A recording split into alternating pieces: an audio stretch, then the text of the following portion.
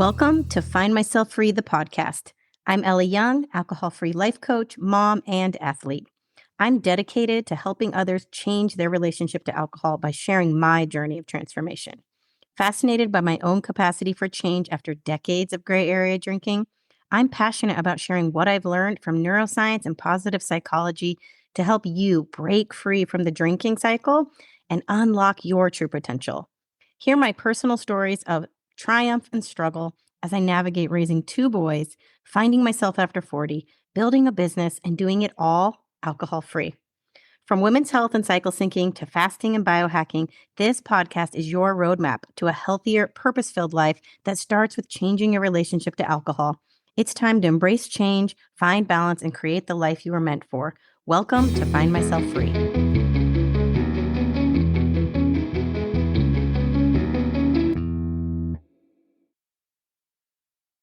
Hello, and welcome back to Find Myself Free, the podcast. I'm your host, Ellie Young, and today I'm going to be diving into my summer self-care strategy. So this is aspirational, everybody.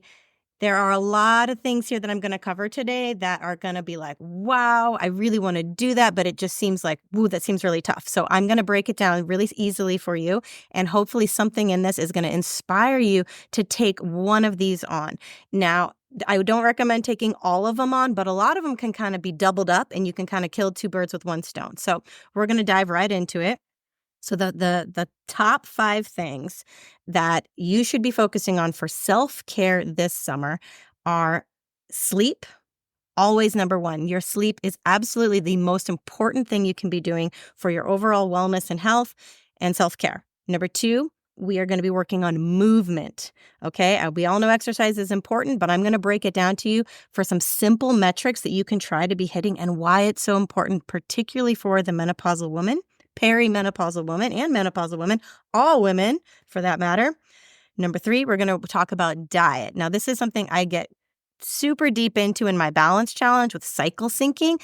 That was going to help you manage your hormonal balance. But I'm going to give you some real, just basic kind of guidelines that you can be focusing on if you're not ready to like get into the weeds with fine tuning and cycle syncing.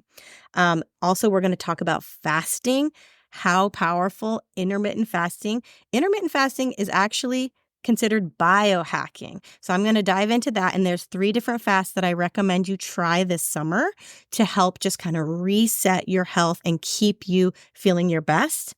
And lastly, we're going to talk about working on self, always incorporating some type of mindfulness, some type of a journal, things like that to really check in with yourself regularly this summer. So here we go. Let's get into sleep. Okay.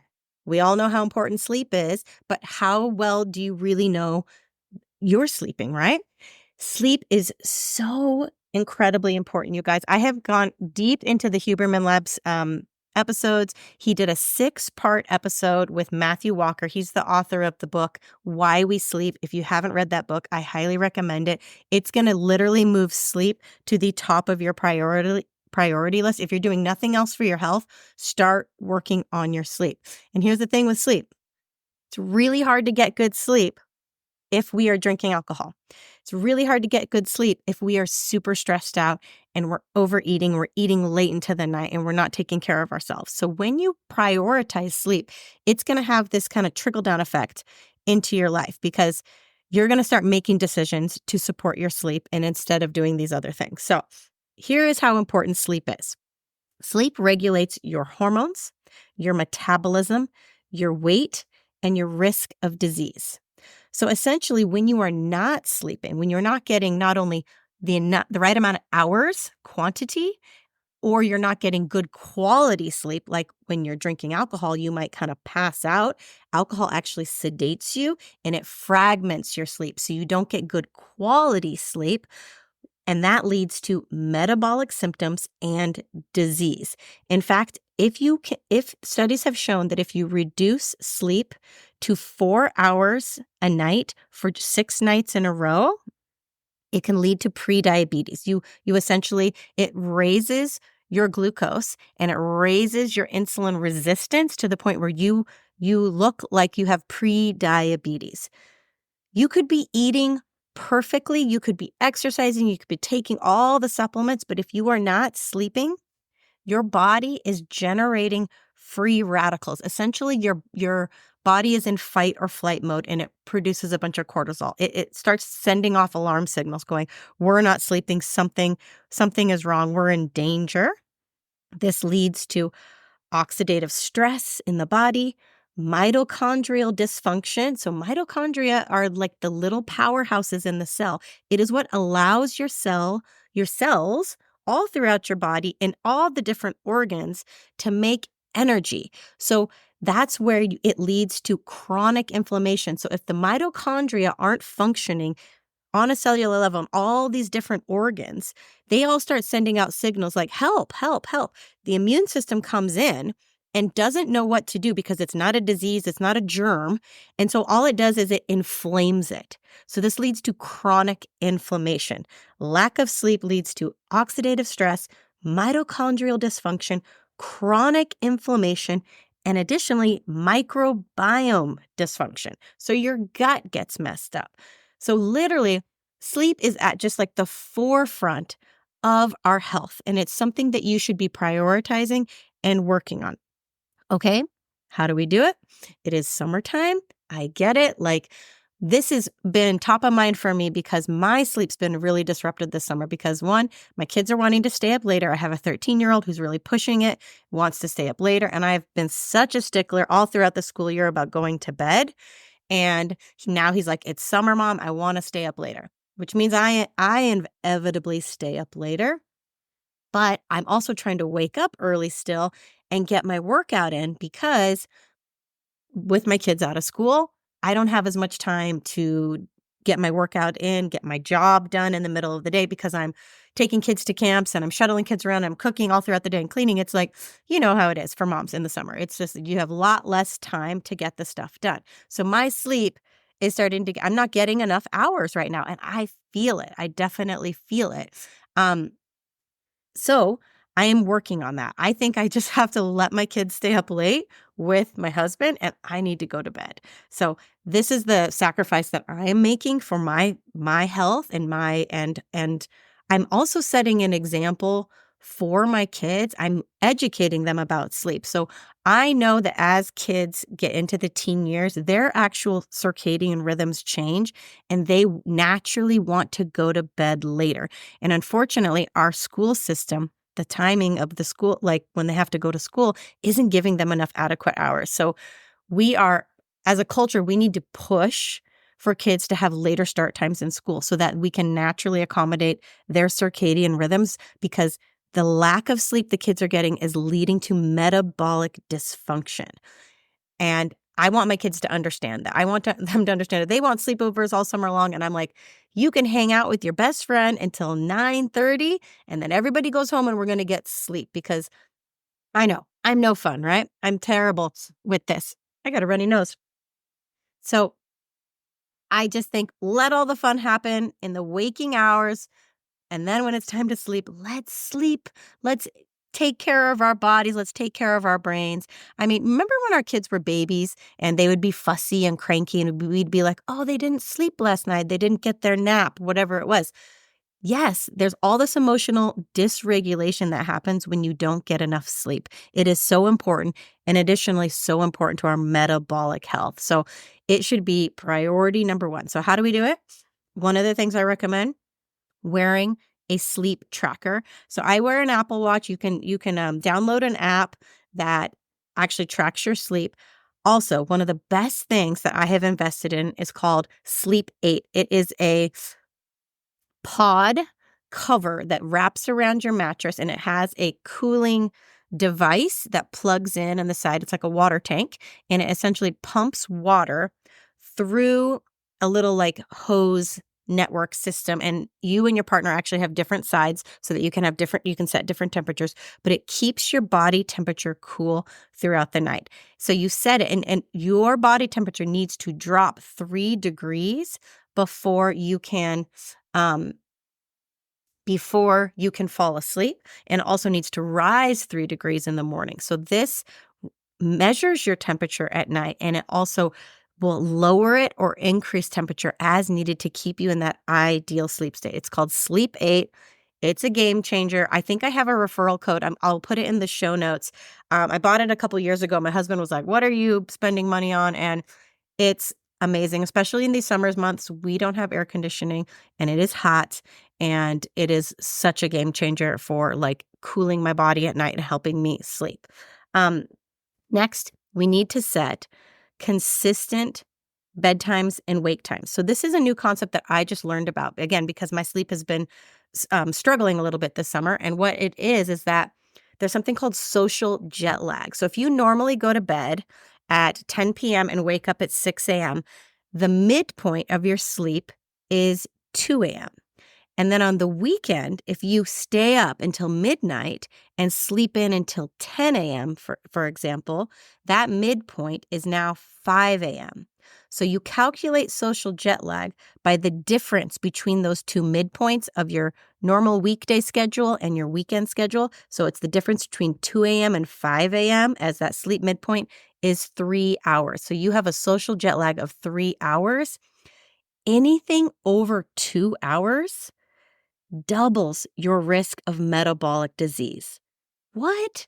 Isn't that crazy? I think most people do this where, during the weekdays, they try to go to bed earlier and wake up earlier. And then on the weekends, they stay up late, whether it's going out, whether it's watching TV late at night. And then we sleep in and we think we can catch up on sleep. But actually, this disrupts our circadian rhythm so significantly and impacts our insulin resistance and our glucose management so significantly that it doubles your risk of metabolic disease. Wow, I had no idea. So one of the goals, again, is to get back to this consistent bedtime and a consistent wake time. I know life isn't always going to line up like that. I get it. But we try to keep that social jet lag within 1 hour. So maybe you could stay up till 11 and sleep until 7, but we want to sleep the same amount of hours too, if you notice, because social jet lag will also be impacted by oversleeping. That science has shown that the magic sweet spot for sleep is 7 to 8 hours. Although I'm hearing new studies coming out right now that women, particularly during different phases of their cycle, might need more. So I will follow up on that. I need to dive into the studies and research there. I do know like some women just say like, I need at least 9 hours of sleep, right? So I want to know that better before I speak to it. But the sweet spot is right now is 7 to 8 hours. If you're getting more than that, it actually says that also can impact an increase in metabolic disease. So again, I'll get back to you on the fact about women, how much women in particular need, because I'm sure this sweet spot number is really only talking about men right here. Additionally, oh my gosh, I'm going to have to blow my nose. That's fun to do on a podcast. All right. All right. We also want to minimize light after dark. So this is so interesting, right? We've heard a lot about it on Huberman Lab about getting that morning sunlight in our eyes and how it essentially kickstarts all of these cellular functions that know that, hey, we are in our waking hours right now. We need to start all these different systems. We need to release certain hormones. We need to start certain processes in our bodies, essentially showing your cells sunlight through your eyes. It tells your cells what time it is. And with this, you can actually control your hormones, your metabolism, your weight, and your risk of disease. But we also need to deny light to our eyes in the nighttime hours so that our cells know, okay, it's bedtime. There's a whole bunch of different systems that have to kickstart at that time. And so the blue light, the screens that we're on at night is confusing our cells. It's like, oh, wait, it's still daytime. We're not going to start all the sort of cleanup processes that happen at nighttime because we think we're still awake. This is problematic. So you want to try and stay off your screens as much as possible. And you also want to dim the lights in your house. You guys have heard me talk about this before. I really try to do this with my family and they fight me. My husband in particular fights me a lot. He's on a screen up until he falls asleep, right next to me in bed. So I build a wall of pillows because I don't wanna see that blue light. So it's not a battle I'm winning in my household with the sleep, but because it is top of mind, I'm hoping and hoping that eventually some of this rubs off on them and they will start to see the value in getting off the screens and keeping lights low at nighttime. Also, you wanna have a sound-free and light-free bedroom. They say invest in blackout curtains. I do not have blackout curtains. I actually have quite a bit of light still coming in my windows at night from my neighbors and things, and so I think I'm gonna be investing in blackout curtains. Um, Getting outside and getting that morning sun in your eyes the first hour of the day, again, that's gonna start those circadian rhythms, those processes, and also spend as much time outdoors in daylight as possible. Again, you are just telling your cells that it is daytime, keep functioning, keep doing your daytime processes, and then when it starts to see the sun kind of going down in the day, again, your cells are interpreting that information like, hey, we are starting to wind down. It is almost dark. And there's a whole nother set of hormones and systems that need to kickstart in those hours. So sleep, priority number one, take care of it, work on it, and cut your alcohol. If you need help with the alcohol, you know where to find me. You can book a call and we can talk about it, or you can get into my Brave course, which is the exact lessons that took me from a daily drinker to 3.5 years alcohol free and thriving. So don't let alcohol be the reason you aren't sleeping. Okay. Next up, we are going to get into. All right. Next up, we are going to get into movement. Okay. So we all know how important exercise is. It's literally more effective than antidepressants in most studies as far as boosting mood. But here are some metrics, some of the newest stuff that's coming out, especially for women. Okay. We should be trying, instead of getting, I'm guilty of this. I work out really hard. I did it first thing this morning, 6:30 to 7:30 yoga. I work out really intensely. And then I end up sitting for a big chunk of my day where I am actually on calls, recording podcasts. And so there's huge swaths a day. Huberman, where I'm sedentary, Huberman Lab actually said doing your 1 hour of exercise and then sitting for a total of 5 hours a day actually negates the benefits that you would have gotten from that hour of exercise. So I'm not saying don't do your hour of exercise. I'm saying that throughout the day, set a timer on your watch and try to get up and move periodically. They actually were saying a minute and a half for every 30 minutes. That's ambitious, to set a 30-minute timer to go off every 30 minutes to get you up. And so I'm going to stand up right now. I'm going to do it right now. I'm going to stand up and do a little air squatting right now because I've been sitting too long. I'm going to do some squats right now. Oh, my legs are tired from earlier today, but I'm going to do butt kickers right now. I'm going to do some aerobics right here. But basically, you want to do this because this is going to muscles contracting pull glucose out of your system without you having to use insulin. So this is really, really interesting to me. So usually when you eat food, your body, you have glucose in the blood, and then your body needs to release insulin that is going to help that glucose get into the cell. When you exercise, when you actually contract your muscles, what it does is the cell actually has a little pathway, a little protein pathway that comes to the surface of the cell, to the membrane, and opens up this channel to pull glucose in without having to use insulin. So it is by far the best way to manage your blood sugar. In fact, studies have come out that say now that just walking for a short, easy walk, 10 minutes after every meal lowers your blood glucose by 30 to 40%. That is so significant, so impactful. It's something me and my husband are trying to do all the time now. But just, again, think about that. Instead of your body having to use insulin resistance develops from high blood sugar. So if we are eating too much food, they call it overnutrition, which I think is a very polite way of saying overeating. when we are doing that, our body's constantly churning out insulin. And basically what happens is it gets tired, it gets fatigued. And sometimes we have so much glucose in the bloodstream, that the cells can't take on anymore.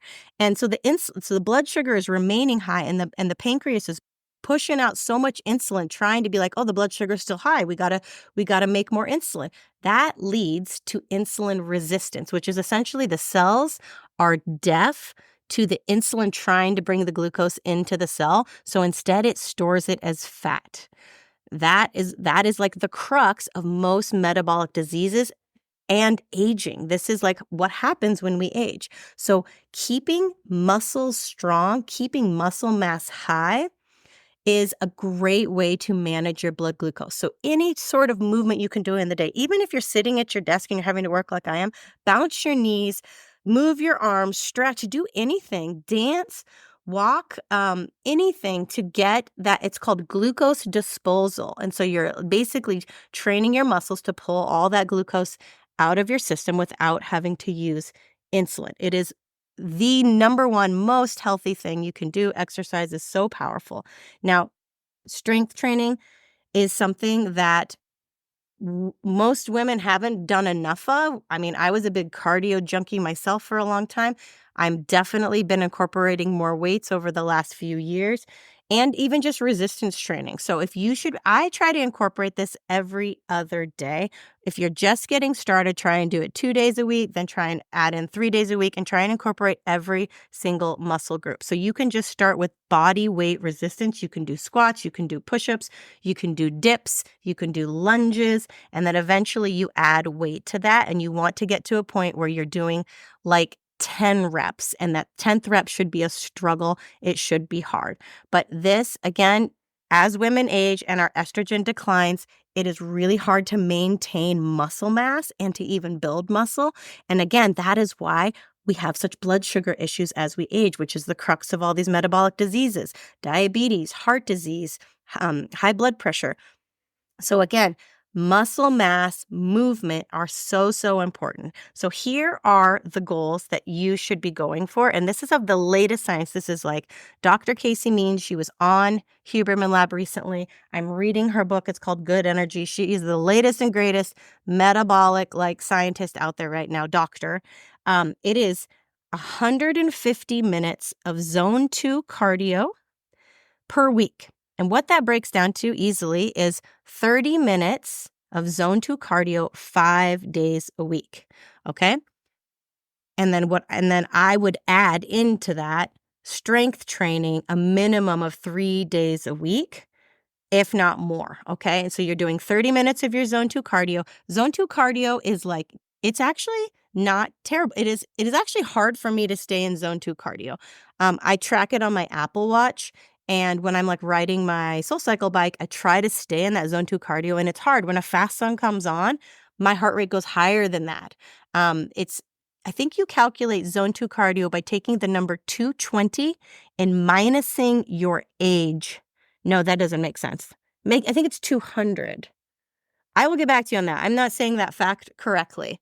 But my zone 2 cardio is around 125 to 135, 140.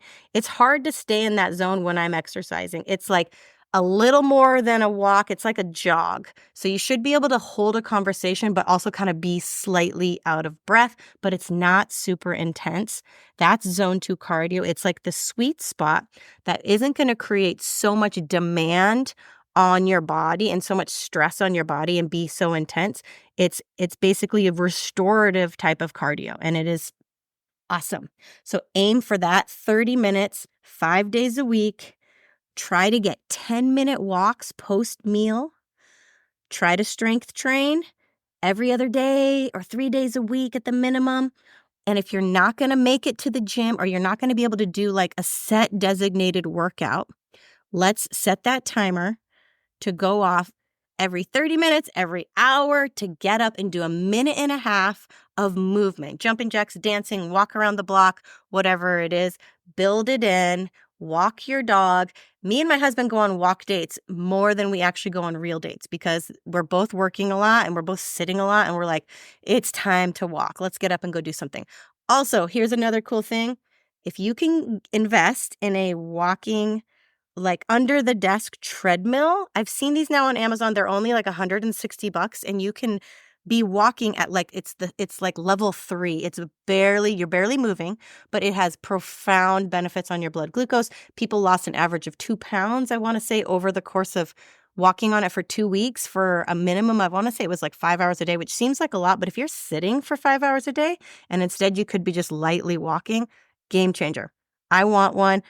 I think I'm going to buy one. Stay tuned. I need to get a desk booster too because my desk is too low. All right, let's move on. We are going to talk about diet. Now, again, this is something I go deep into in my balance challenge. I go into cycle syncing. So I'm not going to focus too much on cycle syncing. I'll save that for people who want to get into my balance challenge. I'm going to give you top line things that you can be working on that are like priority number 1 with your diet. Okay, there's 3 things to be avoiding. We should be avoiding refined sugar. Shocker, right? Everybody knows this, but I'm talking, it includes kind of all the sugars. Like it includes coconut sugar, it includes maple syrup, it includes agave, like all these things that have kind of been marketed to us as healthy, they are still going to have a significant impact on your blood glucose. And so we want to keep those under 25 grams daily, if not 0. So no added sugar. This is tough, but it's totally doable. And the thing is, we're going to talk about fasting next. When you incorporate fasting and you reset your gut, you can reset your cravings so that you don't crave the bad stuff anymore, okay?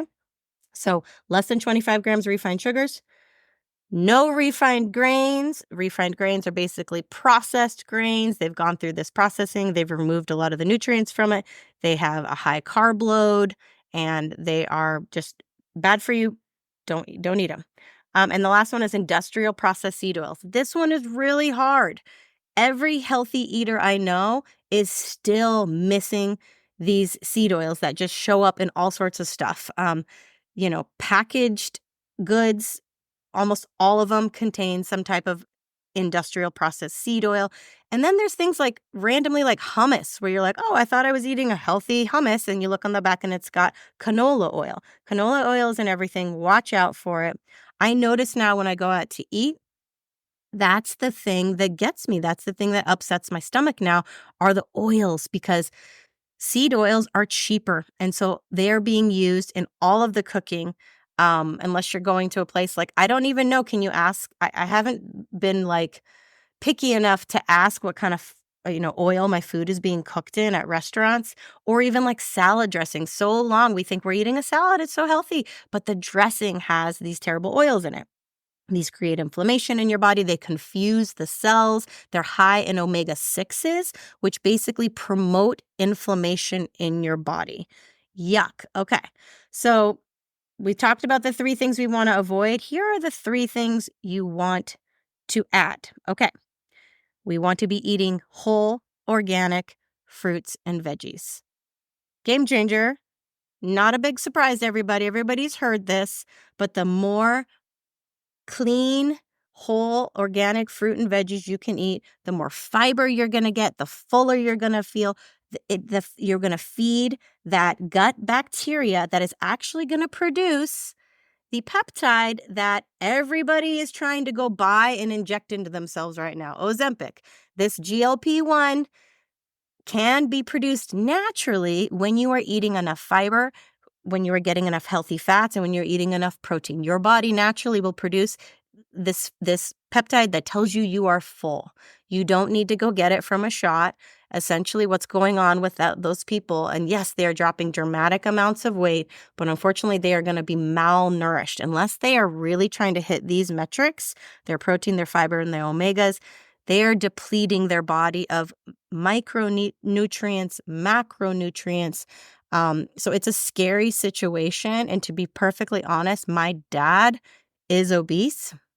And we are desperately trying. We have tried to help him for a long time to get healthy and to eat right. And I live too far away from him to have much of an impact. But I'm urging him to get on Ozempic so that he can lose a significant amount of weight and then come off it and then put him on, because right now he's to the point where he can barely move. He can barely like move. He does move, but he's has the disease now of sedentariness because he can't move enough to burn blood sugar efficiently. And it's a slippery slope at this point where I'm just like, we have to do something drastic. And I think, so there are cases where I believe that like, if you need to lose, 50 pounds or more so that you can actually start living your life again, you have to weigh the side effects. There are side effects to Ozempic.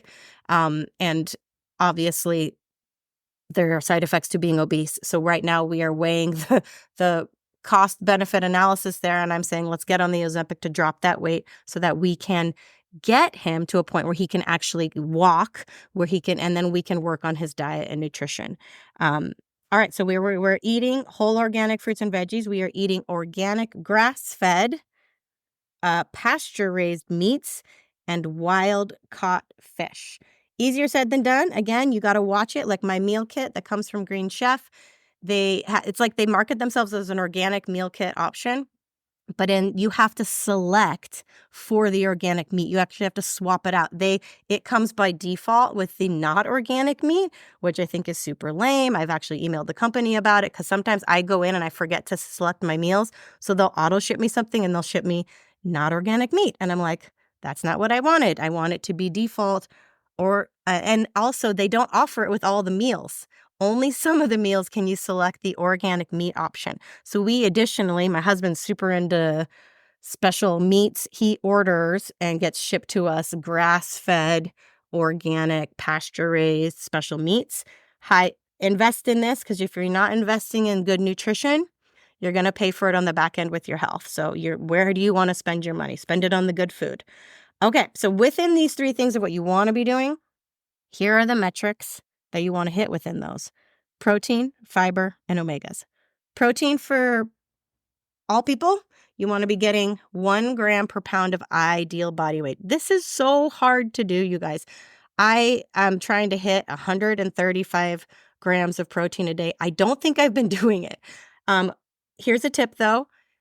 Try to get 40 to 50 grams of that protein with your first meal of the day, whether you're intermittent fasting or not, that first meal of the day. And I got this from Dr. Gabrielle Lyons. She's like the protein doctor that is everywhere right now. She's amazing. She was also just on Huberman Lab and had a really awesome episode. So she recommends getting 40 to 50 at your very first meal of the day. It's going to start that muscle building synthesis. She called it muscle synthesis. So again, we learned how important muscle is to our overall longevity. It is the muscle of longevity, not only because you're going to be able to stay mobile and active, but it's also going to allow that glucose disposal that gets so impaired as we age, especially for women. So the more muscle you have, the more you continue to use your muscle throughout the day, the better.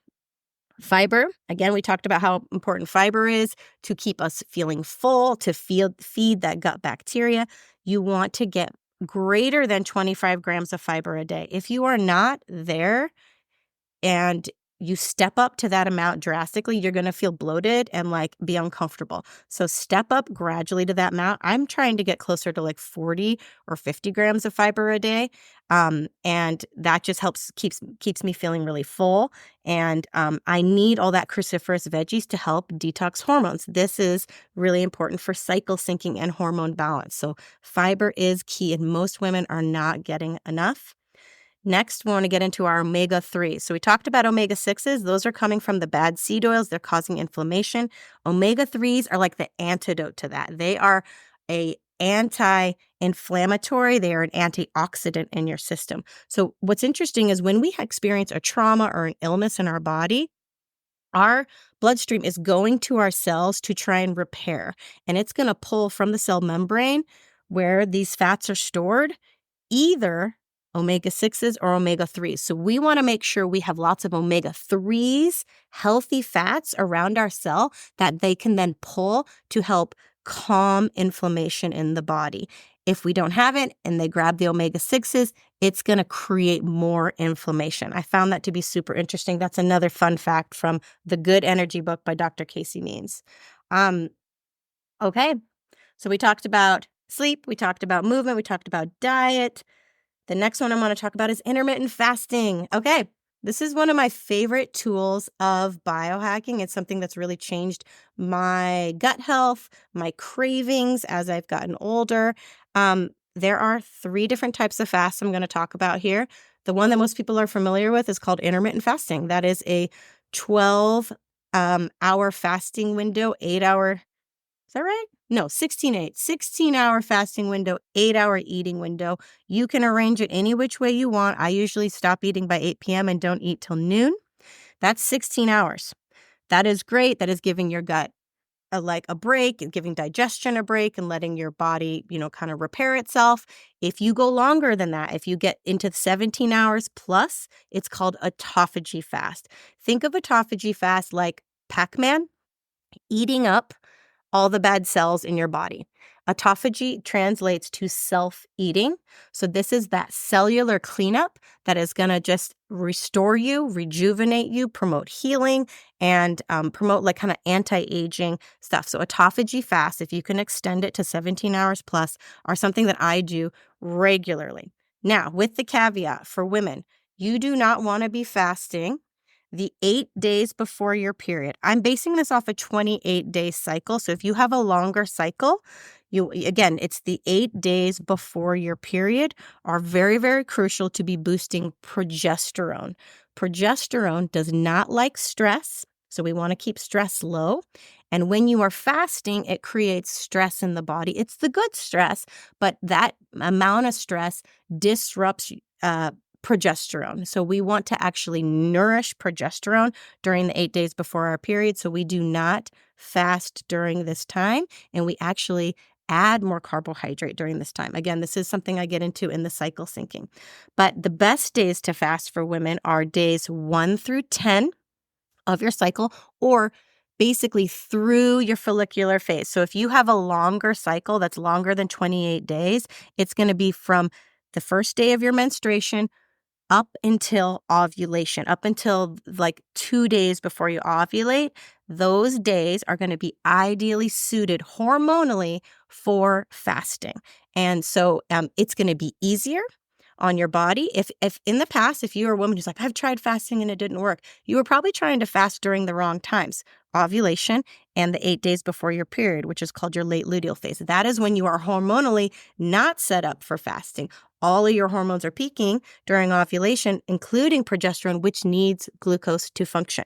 So you got to feed it. You got to feed it carbohydrate. And so we don't fast for any, ovulation's a little bit different than the time before your period. You can fast at most 15 hours, but nothing more than that. So that would be like stop eating at 8 and then eat by 11. A lot of people naturally do that. But again, no fasting. Have breakfast the 8 days before your period and give yourself nature's carbohydrates. The next fast I'm going to talk about is a 24-hour gut reset fast. I love this kind of fast, especially if you've been on vacation and you need a reset and you need to, just kind of course correct from perhaps some bad eating and whatnot. Again, I do not recommend jumping into fasting if you've not done it before, especially a 24-hour fast. You want to build up to a fast. You want to reduce your carbohydrate intake in the day or two prior to going into a fast because you're basically depleting the glucose in your body. What happens when you're fasting is you metabolically switch from glucose burning, using glucose to fuel your cells, fuel yourself, into fat burning.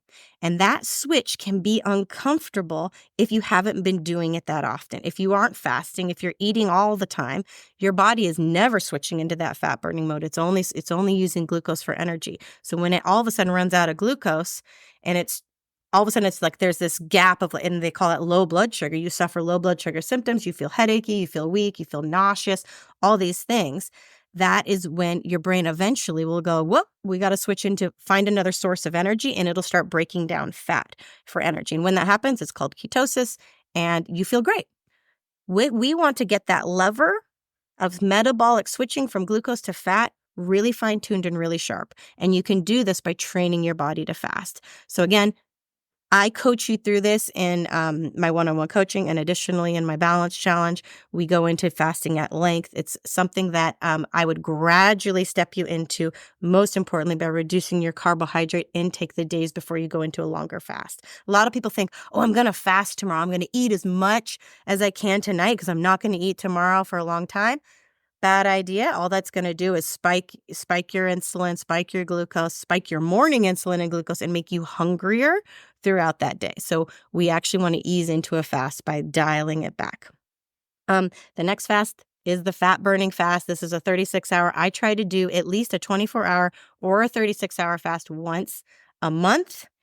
And it's a game changer for fat burning. Basically, going 36 hours really depletes all of your body because you have stored glucose in your liver, you've stored glucose in your muscles. So the body will find all of that glucose and use it for energy before it switches into fat burning mode. So if you really want to lose fat on your body, this is when you do the 36-hour fast, especially if you've been weight loss resistant, which that's me and most women I know in this age. Doing this once a month really exercises that fat burning system in your body and makes it so that in the next times that you do an intermittent fast, you switch more readily into that fat burning mode and it's more effective. So if you want to know more about fasting, book a call with me. I will dive deep into your cycle syncing method and fasting. This is such a game changer for health during perimenopause. All right. I don't have time to get into my next one because I have to run to an appointment. So I will do an episode separately on working on self, mindfulness, journaling, but it is so important also as part of your self-care strategy to check in with yourself, carve out time in your day to breathe, journal, be with yourself without any other agenda, without any other priorities. Stay off your phone, carve out, just start with 5 minutes a day, first thing in the morning, and give yourself that moment to just let your brain and body and mind relax and breathe and take care of yourself. A lot of information today. I know I have been deep in the science this summer because I'm interested in it, and I'm having a big learning moment right now of sometimes I'm not in a learning phase. I'm in much more of a, reflecting phase. But right now I'm in a learning phase. I can't get enough science and information about this stuff. And I love sharing it with you. I love packaging it up into little bite-sized morsels for you guys to run with. And it also helps me learn as I kind of reframe it and package it up. So I love to share this all with you. So thank you all for being here. As always, I am humbled and honored to be with you on your wellness journeys. If you want to work with me, you know where to find me, findmyselffree.com. I'm in the middle of a balance challenge. It is great. And we are launching the next one. It'll be in September. So I'm going to take the month of August off. If you are local, I'm doing a live hormone balancing workshop August 16th at Wellspring Studio. It's from 11 to 12:30. We're going to sit and learn all things hormone balance, releasing alcohol, perimenopause, menopause, all the things that that you need to know, that I want to shout it from the rooftops to help women take better care of themselves in this decade of your life so you can thrive, not just survive. So come catch me there. Also, if you want to check out the Brave course, that is where I would start if you need help with alcohol. I get it. I've been there. That's why I created this course. You can do it. It's a self-paced course you can do on your own time. It's the exact lessons that changed your mindset so that you no longer see alcohol as having any benefit. You no longer feel like you're missing out. It's like a little light switch goes off and your behavior changes naturally. Changed my entire life. All right. As always, I am with you. You got this. I'll see you next time.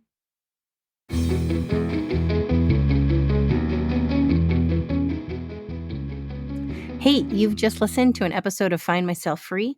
And if some part of this left you wanting more, if your curiosity has been piqued and your intuition is telling you, I'm ready for more, then check out my coaching offers at findmyselffree.com. I have the Brave course to help you break free from booze, and I designed this course with the exact lessons that led to my transformation. I also have the Balance Challenge for those ready to learn the art of cycle syncing to balance their hormones. If you're looking for additional support and to take either of these programs to the next level, I also offer one-on-one coaching. Now, I worked with a coach for 4 months at the start of my alcohol free journey, and it made all the difference. Being able to talk to someone who knew what I was going through and could help me navigate my new world gave me a foundation of support I could build on. And it's a big reason why I'm a coach today. I want to help others find their freedom and level up their health. If this sounds good to you, connect with me at findmyselffree.com and set up a call. Listen to your intuition that is telling you you were meant for more. I am with you. You got this.